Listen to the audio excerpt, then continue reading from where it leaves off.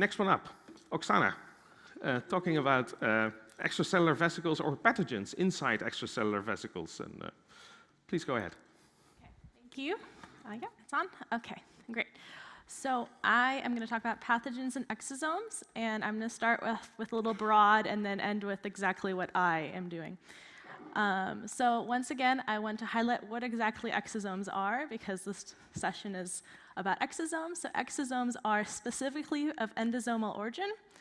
So they come through the multivesicular body, and it's actually the interluminal vesicles, these little ones inside the multivesicular body, that become the exosomes when the endosome fuses with the plasma membrane. And as was already mentioned, they contain protein, RNAs, lipids, and they are very specific size, up to about 100 nanometers. They are very specifically this process here. They're not these things that are budding off of the plasma membrane, also called microvesicles. And I know in the field a lot of people call everything extracellular vesicles, which is fine. I specifically study exosomes, and I'll tell you why in a second. So that's an important distinction to be made, that these are not exosomes. It really is this specific process. So, as many people know, they were originally found to be secreted by reticulocytes. Now there's a lot of interest in tumor cells secreting exosomes or them being used as biomarkers. One thing that was already mentioned is that they are quite hard to purify and isolate, and the size is quite small, so microscopy is very hard. So that means a lot of the tools that have been employed may be suboptimal for actually studying exosomes. So on to the next thing, what are pathogens? So pathogens are whole or part of a germ that invades a host, and so the host immune system should try to recognize and then deal with these pathogens. In general, as shown here in the schematic, both the host, which is the human here, and the pathogen, which is the bacteria here, go through a series of evolutions to try to evade each other. So there's something that happens in the pathogen that then it gets better and tries to better infect the host, and the host tries to deal with that. So then going on to try to figure out, have pathogens been found in exosomes? Yes, they have. There's quite a lot of different pathogens that have been studied in exosomes. I cannot claim exactly every single one of these is in exosomes, but many of them are specifically in exosomes. The details don't matter too much right now, but I want to show that there's bacteria here, viruses in the gray, and then protozoa here at the bottom. And as you can see in the type of macromolecule found in these exosomes, you can see a lot of them are proteins, but there's also microRNAs, RNAs, and even here the whole cell itself was found inside these exosomes. So there's a variety of things happening with pathogens in exosomes. Sorry, I think this laser pointer is kind of dying. Oof, sorry about that.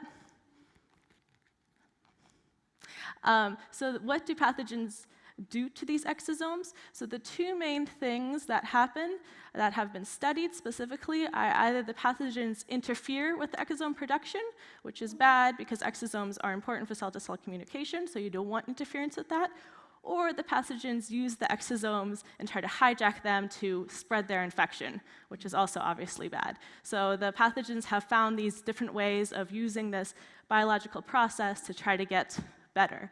And this spread of infection can be either passively, as in they're packaged in there just as the exosomes are being made, or they actually actively try to make more exosomes so they can spread themselves even more. But as I was saying, there's this evolution happening between the host and the pathogen. So what does the host cell do to combat these pathogen-containing exosomes? And this is a little bit less well studied. It seems like having the pathogen inside the exosome could make it so that the pathogen can be kind of antigen, the antigen and the pathogen can be found a little faster, so maybe the cell can induce the immunity a little bit better. So it's kind of that the pathogen gets into the exosome to try to hide, but then that actually makes it kind of more apparent for the cell.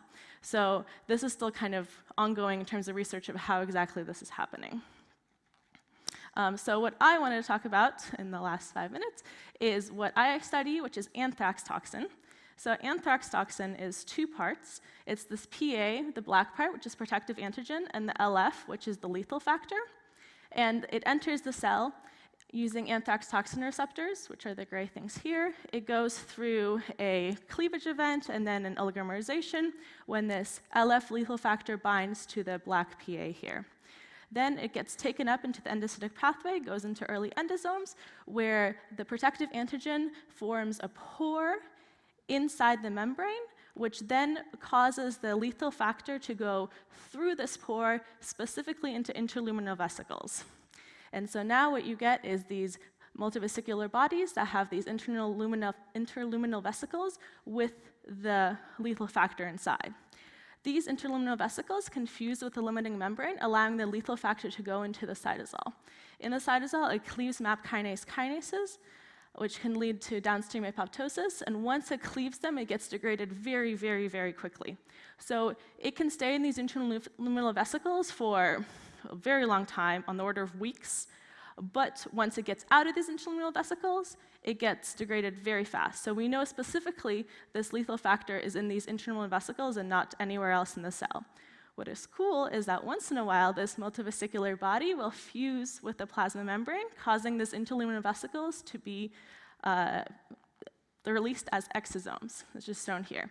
And then these exosomes can go into a second cell, and in this second cell, which, as you can see here, it doesn't have to have anthrax toxin receptor at all. It's really just going through these exosomes.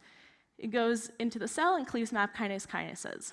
For us, our data looks a lot like Western blots, as shown here. So here, if we add the toxin, we see cleavage of the MAP kinase called MEK1. There's 6 different MEKs. You can see any of them being cleaved. And then in the second cell, when we add just conditioned media, we don't purify anything. We literally take the media from the first cell that's been infected after 24 hours, and we put it on the second cell. And so here we also see the cleavage, and this cleavage specifically comes from exosomes. And here, this is just showing the conditioned media after 1 day of toxin treatment. We see that this conditioned media, you have to add digitonin to disrupt the membranes in order to be able to proteolyze the proteins. And we see on a flotation gradient, the exosomes float up and they sediment with other exosome markers like ALEX, TSG101. And here, this is just showing toxin dosage. If you add more LF, you get more LF inside the conditioned media. So this, we know specifically it's going to specifically exosomes and that these are inside the conditioned media. And we don't have to purify anything, we can just take this media. So knowing that, we're able to try to manipulate what is actually happening. So the way that I've been doing this is by adding siRNAs to the recipient cell and understanding how this uptake process happens. So if I silence clathrin or caveolin or flotilin, I still see a cleavage event, as shown here. So that means that these candidates are not involved in exosome uptake. But when I silence some other ones, like ALEX or Dynamin, TSG101, which I know are exosome biogenesis markers, but these are also seen to be important for exosome uptake. So based on this, I'm doing screens to try to understand more about exosome uptake and what is actually involved in this process. So in general, just to conclude, what is the benefit of working in these very specific exosomes? They are definitively exosomes. They're not just microvesicles, or extracellular vesicles, rather. The downstream readout is very, very specific and very sensitive because these are very potent molecules. And the best part is that there's no exosome purification needed. I just take the conditioned media, so I'm not trying to purify, I'm not trying to lose anything, I'm not trying to disrupt the membranes or anything like that. And for me, in academia, it's nice because then I can try to manipulate the host cell and try to understand general exosome biology, try to understand how this process actually goes on in the living cells. So with that, I'll just wrap up, and if there's any questions, I'd be happy to take them.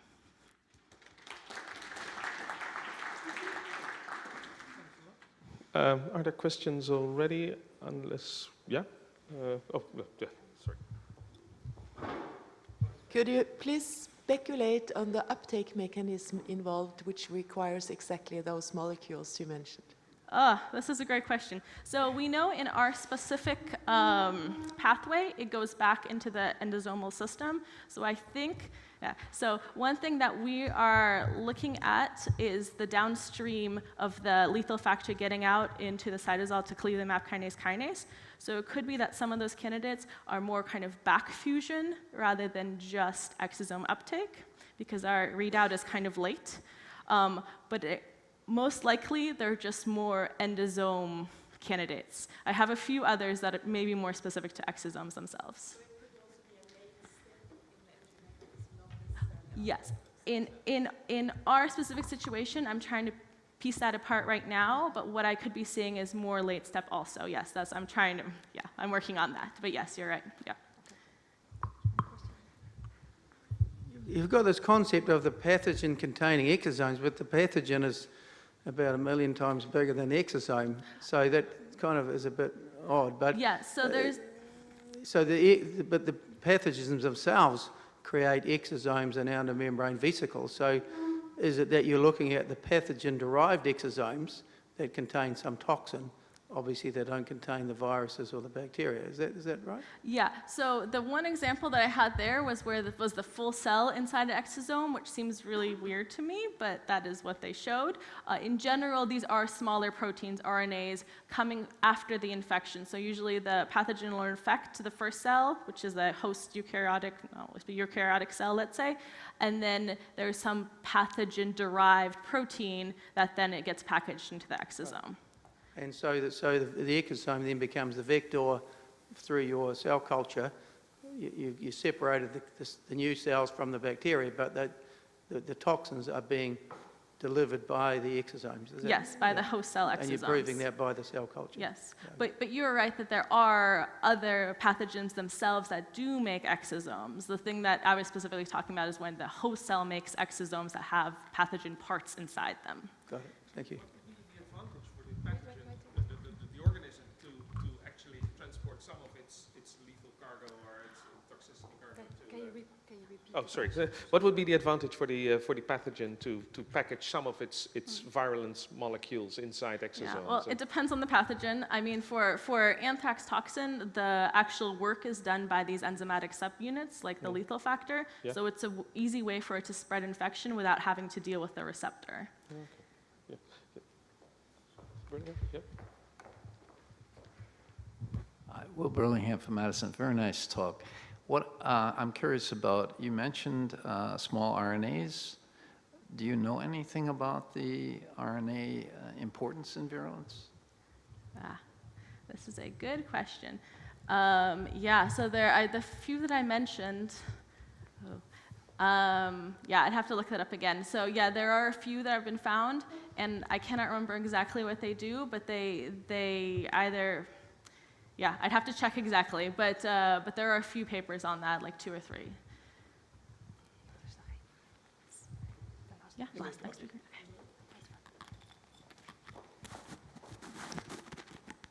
Yeah, hi. Yeah. Oh, sorry. One very quick one. Also about the mechanisms. Is the lethal factor secreted exclusively sorted in the exosomes, and is there free protein there as well? And the follow-up on that, does that interaction now in the recipient cells, do the recipient cells also express the receptor for anthrax toxin as well, or not? So the recipient cells do not have to express the receptor for anthrax toxin. So when we do the controls, we can use cells that don't have anthrax toxin, so we know it's specifically going through these exosomes. And your first question was, does it go specifically in the exosomes? So you have a population of lethal factor that is sticking around the interluminal vesicles in the primary cell, in the infected cell. So we find about 30% of the lethal factor ends up going to the exosomes, but a good chunk of it stays in the interluminal vesicles that then get backfused, from time to time to keep the infection going in the primary cell. Thanks a lot. Next one up is Dave Carter from Brooks University in Oxford. And he's going to